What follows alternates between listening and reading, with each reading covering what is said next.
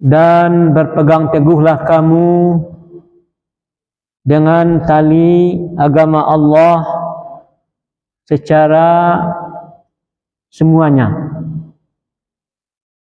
dan janganlah kamu berpecah belah, dan ingatlah nikmat Allah atas kamu ketika dulunya kamu bermusuh-musuhan, maka Allah menjinakkan di antara hati-hati kamu, maka jadilah kamu dengan nikmat Allah bersaudara. Dan adalah dulunya kamu itu berada di atas jurang dari neraka, maka Allah menyelamatkan kamu daripadanya. Seperti demikianlah Allah menjelaskan bagimu ayat-ayatnya supaya kamu mendapat petunjuk. Surat Ali Imran ayat 103. Bapak dan Ibu sedang jamaah musalla al-jamaah rahimakumullah. Tidak bosan-bosannya kita mengucapkan puji berserta syukur kehadiran Allah Subhanahu wa taala, dengan rahmat nikmatnya juga. Alhamdulillah, itulah sama-sama sampai pada malam kini untuk melakukan ibadah Ramadan. Semoga Allah Subhanahu wa taala membalasi semua amal ibadah kita.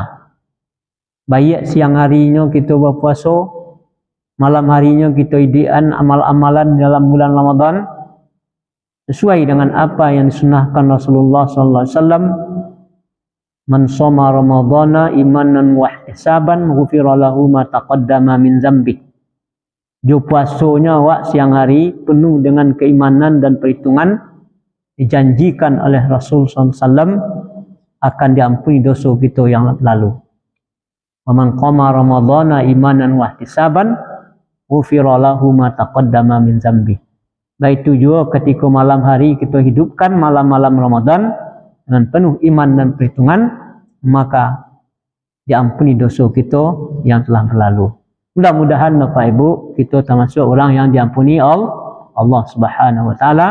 Amin ya rabbal alamin. Salawat dan salam kita kirimkan pada Rasulullah Nabi Muhammad sallallahu alaihi wasallam. Allahumma salli ala Muhammad wa ala ali Muhammad. Bapak Ibu jemaah rahimakumullah, sesuai je nama daripada musalla kita, musalla al-jamaah. Ya. Nah, jadi kaji kita kini berdasarkan surat Ali Imran tadi ayat 103 itu berkaitan juga dengan ya jamaah itu sendiri. Diambil dari kata dalam ayat tadi wa'tasimu bihablillahi jami'ah. Berpegang teguhlah kamu dengan tali dengan agama Allah secara berjamaah, secara keseluruhan. Wala tafarraqu, dan jangan kalian sampai berpecah belah. Jadi kau perintah Bapak Ibu yang berbahagia, ya, perintah kau diarahkan oleh Allah kepada kita. Kaitan ayat dengan 102 yang dipanggil itu adalah ya ayyuhallazina amanu, wahai orang-orang yang beriman. Jadi kita sebagai orang yang beriman yang dipanggil. Setelah diperintahkan Allah, ittaqullaha haqqa tuqatih. Bertakwalah kamu kepada Allah sebenar-benar bertakwa kepadanya. Wala tamutunna illa wa antum muslimun. Jangan kamu mati kecuali dalam keadaan kamu itu muslim. Nah, sudah bertakwa itu Bapak Ibu diperintahkan Allah di situ. Ya, wa'tasimu bihablillahi jami'ah. Ya, kamu itu wahai orang beriman berpegang teguh, pegang erat ini agama, pegang erat Al-Quran, pegang erat sunnah Nabi, dan itu adalah jami'ah semuanya secara berjamaah. Wala tafarraqu, dan jangan kalian itu bertafarruq. Tafarruq itu artinya apa? berpecah belah. Ya, berpecah belah. Kamu itu sebenarnya adalah orang beriman. Ya. Orang beriman itulah yang harus meningkat keimanannya menjadi bertakwa. Ya, seluruh amal ibadah yang kita lakukan termasuk puasa, targetnya la'allakum takut. Ibadah lain yang kita lakukan, wa'budu rabbakumul ladzi khalaqakum, ya, wallazina min qablikum la'allakum tattaqun juga. Sembah Rabbmu, beribadah kepada Allah supaya kamu bertakwa. Nah, wujud orang bertakwa itu Bapak Ibu yang berbahagia tidak akan berpecah belah dalam kehidupannya. Dia akan tetap konsisten, tetap berpegang teguh dengan Al-Quran, dengan sunnah Nabi, ya. Kemudian la tafarraqu, tidak berpecah belah. Bapak Ibu yang berbahagia, ayat itu berkaitan dengan apa namanya, ya, peristiwa yang dulunya ya turun di zaman Rasulullah SAW di Madinah. Kita baca lanjutannya dulu. Wazkuru ni'matallahi alaikum. Kata Allah, ingat nikmat Allah atas kamu. Ya. Iz kuntum a'da'a. Ingat itu, dulunya kamu adalah bermusuh-musuhan. Yang maksud sih Bapak Ibu yang berbahagia, sebelum kamu Islam, sebelum kamu Muslim, kamunya dulu musuh-musuhan. Ini menceritakan tentang keadaan orang-orang Ansor di Madinah dulunya sebelum Islam. Bagaimana keadaannya? Ada dua suku besar Bapak Ibu yang berbahagia di Madinah sebelum Islam. Pertama namanya itu adalah Aus. Yang kedua adalah Khazraj. Suku Aus dan Khazraj ini sebelum Islam saketek saja ada masalah, mereka berselisih dan sampai angkat senjata dan berperang habis-habisan. Itu yang terjadi sebelum Islam. Dan di Madinah itu yang mendominasi dulunya sebelum Islam itu adalah kaum Yahudi. Orang Yahudi mengambil dan mengeruk keuntungan dari permusuhan kaum Aus dan Khazraj. Ngadu domba Aus dengan Khazraj, kemudian Yahudi kok nanti pura-pura menamaikan, ya, dan dia mengambil keuntungan di situ, dan dialah menguasai keadaan di Madinah. Sebab Bapak Ibu yang berbahagia, kalau waktu itu namanya oleh Madinah lah Yasrib, ya, Yasrib. Yasrib itu Bapak Ibu yang berbahagia, ikut taktik orang Yahudi, ngadu domba satu suku dengan suku yang lain, sehingga suku besar yang ada di Madinah itu suku yang ada di Madinah, Aus dan Khazraj itu, kalau nyalah lama, bak kata orang Yahudi, saya mengatur ya. Nah, ini taktiknya. Maka Allah ingatkan itu. Sebelum Islam, wa kuntum ala apa namanya, kata Allah Subhanahu wa taala, ya, wazkuru ni'matallahi alaikum iz kuntum a'da'a. Ingat nikmat Allah sekarang setelah kamu Islam itu, setelah adanya Rasul, setelah diutusnya Al-Quran, kamu itu mendapat nikmat Allah dengan Islam. Maka ingat dulunya kamu a'daan, bermusuh-musuhan. Ya, bermusuh-musuhan kamu dulunya. Nah, kenapa kamu bermusuh-musuhan? Karena ketika itu kamu jahiliyah, kamu belum lagi Islam. Maka fa'allafa baina qulubikum, Allah jinakkan di antara hatimu yang dulunya bermusuhan, sedikit ada pertikaian, kamu perang, bunuh-bunuhan, ini yang terjadi. Lalu Allah jinakkan hatimu, ya, fa asbahtum bi ni'matihi ikhwana. Jadilah kemudian kamu dengan nikmat Allah menjadi ikhwana, bersaudara. Jadi Bapak Ibu yang berbahagia, ya, nikmat Allah yang dimaksud di situ adalah iman. Imanlah yang menjadikan mereka bersaudara. Karena iman itu, ya, tanpa pandang suku, tanpa pandang bangsa, tanpa pandang benua, kalau sudah sama-sama iman kepada Allah dan Rasulnya, maka mereka adalah bersaudara. Ini juga dijelaskan Allah dalam surat Al-Hujurat. Innamal mu'minuna ikhwatun. Sesungguhnya orang-orang mukmin itu bersaudara. fa aslihu baina akhawaikum, maka damaikanlah di antara dua saudaramu. Ini kalau ada Bapak Ibu di antara sesama muslim ya, yang saling bertikai ya, yang bermusuhan, maka kewajiban kita untuk mendamaikannya. Ya, jangan dibiarkan mereka itu dalam keadaan bertikai bermusuhan sepanjang masa. Bapak Ibu yang berbahagia, dalam hadis Nabi dikatakan begitu, ya, kalau ada dua orang yang bertikai, janganlah biar pada 3 hari. Ya, yang terbaik bagi mereka adalah yang lebih dahulu mengucapkan salam.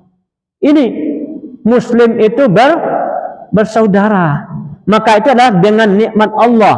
Jadi yang mempersaudarakan orang itu Bapak Ibu bukan suku, bukan bangsa, bukan tanah air, bukan lain-lain, tapi yang mempersaudarakan itu secara hakiki hanyalah iman. Ba'a dulunya Aus dan Khazraj berperang, bermusuhan, begitu mereka masuk Islam didamaikan oleh Rasulullah SAW.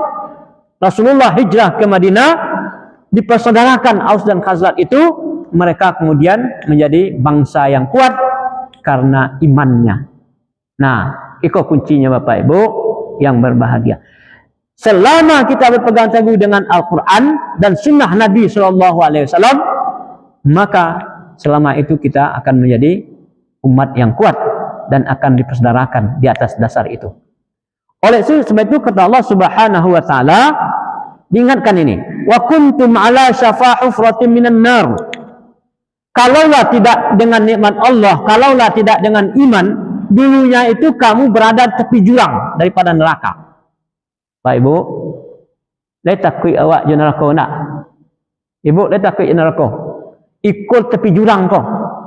Kalau orang itu bermusuhan, dia sudah berdiri di tepi jurang. Kalau tepi jurang berdiri bapak, sagetek saya tergelincir masuk neraka, ya tak? Nah, dulunya kamu itu sudah berada tepi jurang daripada neraka, maka fa'anqazakum minha, Allah selamatkan kamu daripadanya dengan iman tadi, dengan pimpin oleh Rasulullah SAW, diturunkan wahyu, kamu bersaudara menjadi nikmat Allah, selamat. Jadi kalau di padian tadi bertikaian, perpecahan di antara sesama muslim, maka ujungnya masuk neraka. Nah ini, kadzalika yubayyinullahu lakum ayatihi la'allakum tahtadun. Seperti itulah Allah jelaskan bagimu ayat-ayatnya supaya kamu dapat petunjuk. Bapak Ibu yang berbahagia. Jadi penyebab terjadinya tafarruq, firqah, perpecahan itu adalah disebabkan oleh karena tidak berpegang teguh dengan Al-Quran dan Sunnah Nabi Sallallahu Alaihi Wasallam. Itu sebabnya. Ya. Nah, kemudian Bapak Ibu yang berbahagia, penyebab berikutnya adalah karena masing-masing mendahulukan hawa nafsu dan egonya masing-masing. Ya, itu pun juga akan menyebabkan orang bertikai ataupun berpecah belah. Kemudian berikutnya lagi adalah karena mengikuti hawa nafsu. Ya, keinginan-keinginan. Dalam beragama tidak boleh dimasukkan keinginan-keinginan kita. Dalam beragama Bapak Ibu yang berbahagia, kita harus patuh apa adanya. Apa kata Allah, apa kata Rasul, kita patuh seperti itu. Jangan dimasukkan keinginan, jangan dimasukkan pendapat, jangan dimasukkan hawa nafsu kita. Ikuti saja apa kata Allah, apa kata Rasul, pasti kita akan selamat. Nah, kemudian Bapak Ibu yang berbahagia, kalau kita lihat lagi dalam surah Ar-Rum, wala takunu minal musyrikin, kata Allah, jangan kamu berperilaku seperti perilaku orang musyrik. Ba'a perilaku orang musyrik, minal lazina farraqu dinahum wa kanu syi'a kullu hizbin bima ladaihim farihun. Perilaku orang musyrik itu adalah mereka farraqu dinahum, mereka memecah belah agama mereka. Artinya Bapak Ibu yang berbahagia, menjadikan agama itu terpecah belah, ya, menjadi memasukkan ajaran-ajaran yang bukan daripada Allah, ajaran-ajaran yang bukan daripada Rasul Sallallahu Alaihi Wasallam, dimasukkannya ke dalam agama, kemudian yang pandai membuat sehingga orang menganggap itu adalah bagian pada agama. maka masuklah aliran-aliran sesat. Aliran-aliran sesat itu Bapak Ibu yang berbahagia menjadikan umat terpecah belah. Dan mereka menganggap ya wakanu syiah, menjadi berkelompok-kelompok, bersekte-sekte, pecah belah. Kullu hizbin. Nah, yang bahayanya Bapak Ibu yang berbahagia, setiap perpecahan tadi, setiap kelompok, setiap golongan itu bima ladaihim farihun, dengan apa yang mereka miliki, dengan kelompok mereka merasa berbangga. Apa penyakit orang musik, Pak Ibu? Maksudnya apa? Kami yang betul orang itu sasek sedunia, bangganya, padahal dia sesat. Nah, timbulnya sekte Syiah misalnya, itu adalah karena pengaruh orang Yahudi. Syiah itu ya mencaci sahabat Nabi SAW, menuduh sahabat Nabi yang lain itu setelah murtad, kecuali beberapa orang saja. Ya, menganggap Ali yang berhak menjadi khalifah pengganti Rasulullah. Lalu Abu Bakar, Umar, Utsman itu dianggapnya sebagai ya merampas hak Ali. Dan sahabat Nabi yang lain tuduhnya sudah menyelewengkan Al-Quran, murtad kepada ajaran Al-Quran. Bahkan istri-istri Nabi SAW dituduhnya juga telah murtad. Yang tidak murtad sepeninggal Rasulullah katanya hanya Salman Al-Farisi, Abu Zar, ya, Mikdad, yang lainnya murtad. Nah, kemudian yang dibayar Pak Ibu yang berbahagia, Pak, Al-Quran itu dituduhnya tidak asli lagi. Al-Quran itu dan sebenarnya kata orang Syiah itu Bapak Ibu 80.000 ayat. Kalau kau berayatnya 6.236 ayat. Ya, tapi Quran orang Syiah itu 80.000 ayat. Berarti 3 kali ko. Mana Quran yang 2/3 lain? Kata mereka itu masih disimpan oleh Imam Mahdi kami, imam yang ke-12, masih gaib. Nah, ini Bapak Ibu yang berbahagia. Mereka masukkan ajaran-ajaran yang bukan pada Islam. Ya, itulah sekte. Ada lagi Bapak Ibu yang berbahagia, ya. Sekte-sekte yang lainnya. Ada yang mengaku nabi, sudah Nabi Muhammad. Ada Ahmadiyah, mengaku dia ya Mirza Ghulam Ahmad sebagai nabi. Ya enggak? Yang hanya pakai dalam Al-Quran tu. Ya'ti min ba'di ismuhu Ahmad. Itu dalam surah As-Saff. Hanya kecian yang Ahmad dalam ayat itu adalah Mirza Ghulam Ahmad. Padahal sudah jelas dalam Al-Quran Muhammad itu adalah nabi terakhir, la nabiyya ba'da. Ya, khataman nabiyyin, nabi yang penutup. Lalu bagi mereka dikatakan lagi Mirza Ghulam Ahmad sebagai nabi. Banyak lain yang lain Pak Ibu yang berbahagia. Orang-orang yang mengaku sebagai nabi, nabi palsu. Dulu semenjak zaman Rasulullah SAW sudah ada juga. Ya, di zaman Abu Bakar As-Siddiq radhiyallahu anhu menjadi khalifah dan muncul nabi-nabi palsu. Ya, ada nabi palsu yang bernama Musailamah Al-Kazzab. Ya, ada Sajah binti Haris. Ya, dan lain-lain mengaku sebagai nabi palsu. Bahkan ketika Abu Bakar Siddiq radhiyallahu anhu dia diangkat sebagai khalifah, mereka enggan bayar zakat. Dulunya mereka bayar zakat zaman Rasulullah. Sekarang Rasulullah sudah wafat, digantikan oleh Abu Bakar Siddiq. Mereka tidak mau bayar zakat. Maka Abu Bakar Siddiq tegas, siapa yang memisahkan antara solat dengan zakat akan aku perangi. Karena dalam ayat jelas, wa aqimus shalah wa atuz zakat, sejalan. Nah, kini ini solat lain, tapi tidak mau bayar zakat. Mengaku pula sebagai nabi. Nah, maka diperangi Bapak Ibu yang berbahagia. Jadi model itu banyak. Kalau dalam zaman modern kini Bapak Ibu yang berbahagia, perselisihan ajaran-ajaran sesat itu modelnya dipoles. Ada Islam liberal namanya. Ya, mendahulukan akal, logika daripada wahyu. Katanya agama sama. Itu Pak. Islam, Hindu, Kristen, Buddha segala macam sama-sama masuk surga masuk. Bagi kita melihat apa tu? Ya sama agama sebenarnya. Indah. Al-Quran mengatakan inna dina indallahil Islam. Agama yang ada di Islam hanya satu, Islam. Kau ada yang cari agama selain Islam, wa may yabtaghi ghairal islami dina fala yuqbal minhu wa huwa fil akhirati laminal khasirin. Siapa mencari agama selain Islam, maka tidak akan diterima dan nanti termasuk orang yang rugi. Jadi Al-Quran bantah itu. Nah, kini kembangkan kau Bapak Ibu yang berbahagia, ya, menyamakan agama. Enak. Ada pula nama itu sekuler. Nah, sekuler ko baru Pak Ibu, sekularisme. Sekuler ko ya mengatakan bahwa ya agama itu hanya persoalan pribadi Tuhan saja, masalah sholat, masalah puasa, umumnya Tuhan saja. Kalau masalah ekonomi jangan bawa agama, kata mereka. Masalah hukum jangan bawa agama, kata mereka. Masalah sosial jangan bawa agama.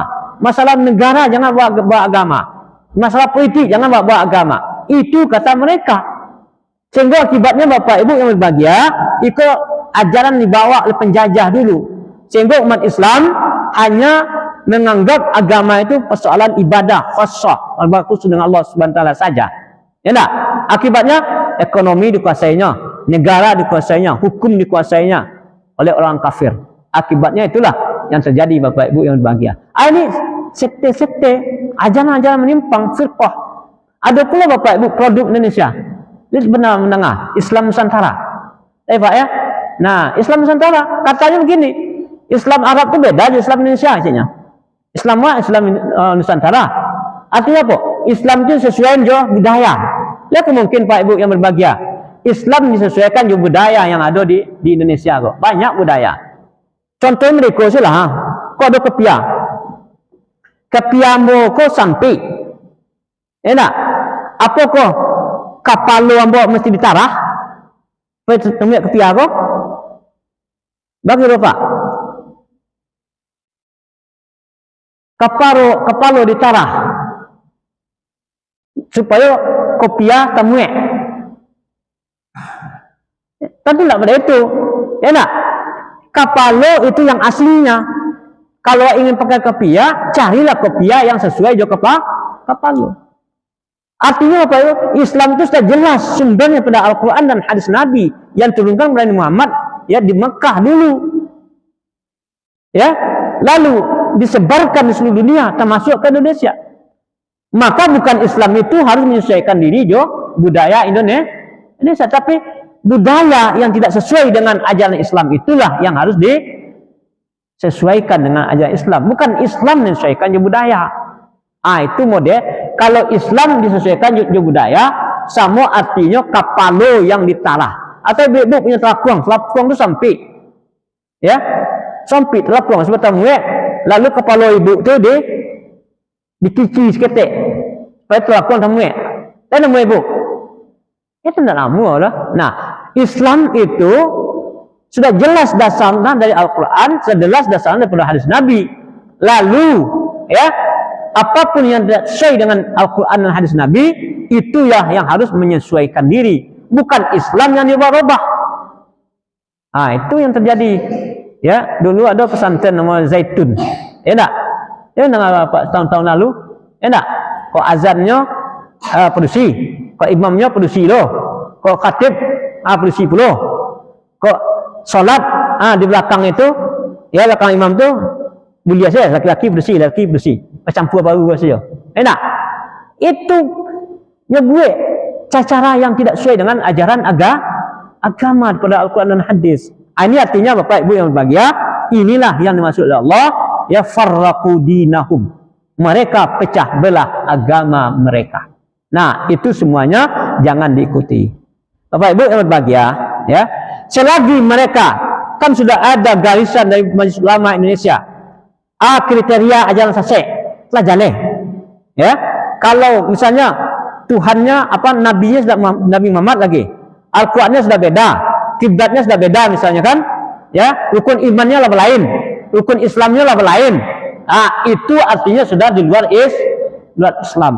Tapi Bapak Ibu yang berbahagia, kalau masih di dalam koridor Islam, ya bukan mereka aliran sesat yang difatwakan oleh Majelis Ulama Indonesia itu, berarti mereka sudah dalam koridor beragama Islam dan iman. Maka kalau sesama beragama Islam Bapak Ibu bukan aliran sesat, kalau ada persoalan perbedaan pendapat di antara kalangan ulama, maka di situ kita mesti berlapang dada.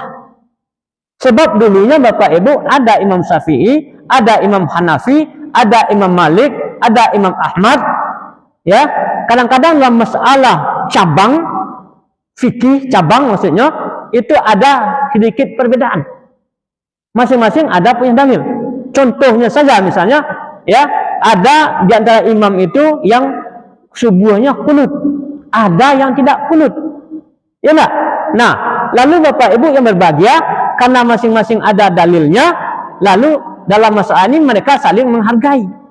Itu prinsipnya Bapak Ibu yang berbahagia, supaya jangan terjadi perpecahan. Contoh lainnya adalah dalam masalah membaca Al-Fatihah. Ada yang membaca dengan sir, lunak, ada yang menjaharkan. Itu pun ada kedua dibaca oleh Rasulullah SAW.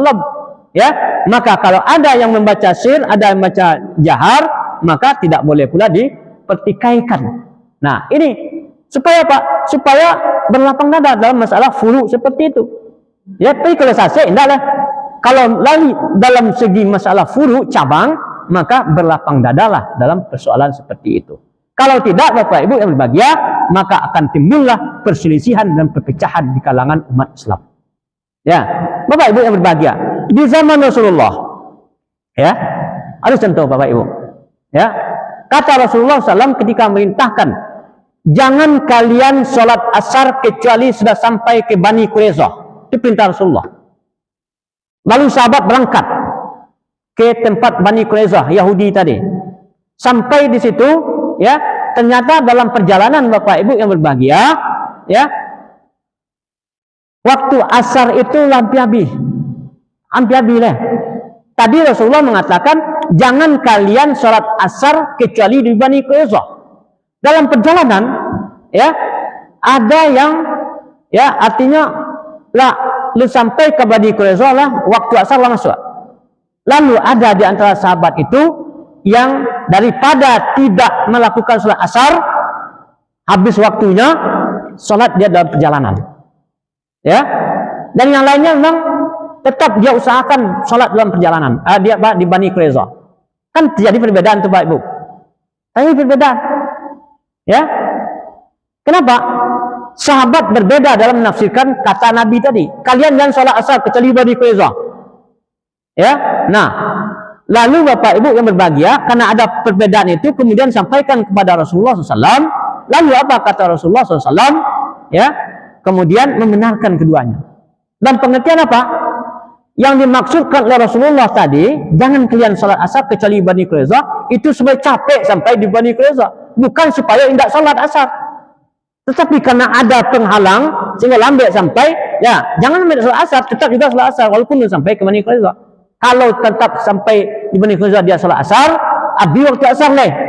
Nah, itu contoh lain Bapak Ibu yang berbahagia. Dalam perjalanan, sahabat Rasulullah Shallallahu Alaihi Wasallam berjalan, lalu datang waktu sholat. Maka karena datang waktu sholat itu, ya, tidak menemukan ayah. Nak ada ayah lah, boleh. Ada apa ayah doh? Sholat tak masuk apa? Ya, dalam perjalanan. Lalu karena sahabat tadi bersepakat, sebagian mengatakan, ya, kita tayamum saja. Nah, sepakat mereka bertayamum. Ya, saat tayamum sedonya. Selesai tayamum sholat. Setelah itu lanjut perjalanan. Lanjut perjalanan Bapak Ibu, tidak jauh dari itu ketemu air. Nah, dia nampak ya, sahabat yang tadi sudah sholat, ada yang mengulangi sholat lagi, dia wudhu lagi, diulang sholat. Ada yang tidak mengulangi lagi. Berbeda itu lah, ya, berbeda. Dan sebagian nyulang sholat karena lapia iya, ulang wudhu aja. Yang selain tidak, kalau waktu tayamum tadi. Nanti sampai kepada Rasulullah SAW berita seperti itu. Kami begitu, ya, sebagian ulang sholat, sebagian tidak. Nah, lalu kalau terjadi apa perbedaan seperti itu, apakah mereka bertikai? Tidak, Bapak Ibu yang berbahagia. Rasulullah membenarkan keduanya. Bagi kalian yang mengulangi sholatnya tadi, itu adalah tambahan amalan untuk kalian. Bagi kalian yang tadi tidak mengulangi sholat karena sudah 8 ayat, karena sudah tayamum tadi, itu sudah cukup. Ini menunjukkan Bapak Ibu yang berbahagia, ya, perbedaan seperti itu adalah hal yang wajar dan tidak boleh menimbulkan perselisihan. Jadi inti yang tersampaikan Bapak Ibu yang berbahagia, supaya kita sebagai umat Islam itu berpegang teguh dengan Al-Quran, dengan hadis Nabi SAW. Dalam masalah pokok itu yang jaleh-jaleh nasnya itu kita berpegang teguh di situ, ya, jangan sampai ada perselisihan. Contoh mana tadi, masalah akidah, masalah Al-Quran, masalah hadis Nabi, masalah Nabi Muhammad. Kalau oleh sama sadonya akidahnya itu tidak boleh, di situ ada penyimpangan. Kok menyimpangan? Itu lagu Islam tuh.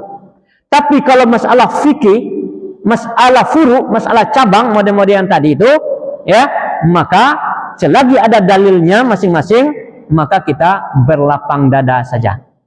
Ya, artinya apa? Supaya tidak terjadi pertikaian di antara kaum muslimin, berpegang teguh di atas akidah, ya, bersatu di atas akidah, bertoleransi dalam masalah furu ataupun cabang, ya, insya Allah, ya, tidak akan terjadi pertikaian di antara kaum muslimin. Enggak? Itulah kuncinya Bapak Ibu yang berbahagia, supaya persatuan kita sebagai kaum muslimin jangan sampai terkoyak-koyak hanya gara-gara masalah furu, masalah cabang, ya, yang masing-masing ada dalilnya, ya.